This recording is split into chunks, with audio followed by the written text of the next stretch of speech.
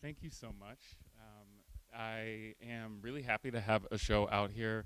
I looked at a lot of the different exhibitions that have come through here, and it's a really great resource that the university has, and I'm really lucky to also be able to have my work here. I'm going to kind of talk about what this exhibition thematically is about, but also just kind of talk through some of the individual works because there's multiple groups of works in here.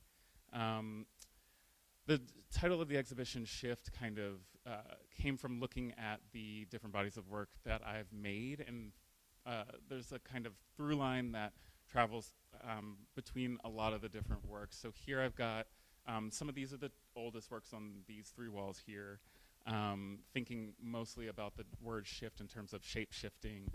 Much of my work is rooted in identity, looking at the ways in which we kind of construct our own identities in the way that we dress, the way that we present ourselves outwardly, but then how that can also shift and change depending on a variety of factors, thinking a lot about the ways that we might do our hair, or even the ways that, like in acting, for example, in these two vampire paintings, there's a great example of shapeshifters.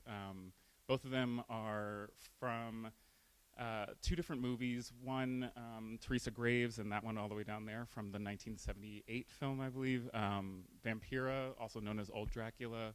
And then this one is kind of, I'd like to think of her as like her daughter in a weird way, but this is Aaliyah in as Queen Akasha in Queen of the Damned, and both of them being black women in these roles in which they are immensely powerful, and their blackness and their femininity becomes this kind of threat ultimately to their counterparts who are, many of their followers and the other people in there that want something from them. They take from their bodies, they try to destroy them in some capacity, but it is ultimately not necessarily successful in a lot of different ways. So I was really interested in that power coming from those characters. In the center is one of a series of works where they're self-portraits where I've kind of donned the hairstyles of various female icons that I think about a lot. There's also a lot of elements in my paintings materially that references drag. I love drag performers, and I certainly am not one myself, but I try to think about ways in which those types of quick gestures can kind of transform a person in terms of like sort of adorning your body with a fantasy quickly and underneath the right lighting conditions, the right music playing. One might be able to totally transcend their current state of being. Looking back over on this wall, I'll talk about some of these. These four paintings are part of a series that I'm almost done. They're Major Arcana of tarot cards. I've referenced the Pamela Coleman Smith deck, another shapeshifter in a lot of different ways. She was thought to be this kind of strange woman. She was British Jamaican, and she grew up in one religion and then would shift to another as she moved. She became a painter, an illustrator for Jamaican folklore. She would dress really radically differently depending on where she was. And people thought she was maybe black, maybe she was white, maybe she was Asian. No one was really sure. And she kind of constructed her own identity based on a lot of different things and would change as she went along. She really invented all of the symbology and imagery that are associated with tarot, which hybridize a number of different belief systems. You can find Christian imagery and symbols in there. You can find Egyptian pantheon as well, things that relate to your own body, chakras in your body, looking at all of those different things and pulling them together to create a legible set of cards that you can then shift around and read for yourself to discern new meaning to help you answer questions or guide you throughout your day-to-day life.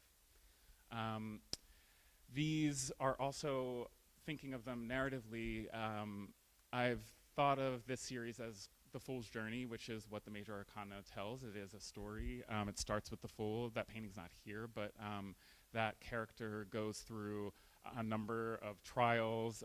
He's got a backpack with him usually that he takes with him with tools for survival and for succeeding in various tasks. he encounters a number of influential figures throughout these paintings.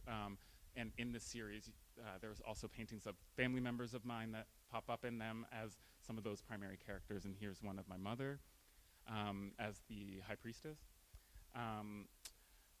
Back there's two paintings that really are me illustrating two Egyptian deities, maybe three, you could argue, I guess, but two primarily that are featured in them. Nu, the Egyptian deity of primordial black waters, and then on the right, that is Geb, and also his wife Nut, who is kind of that arcing body that goes over top on the left-hand side.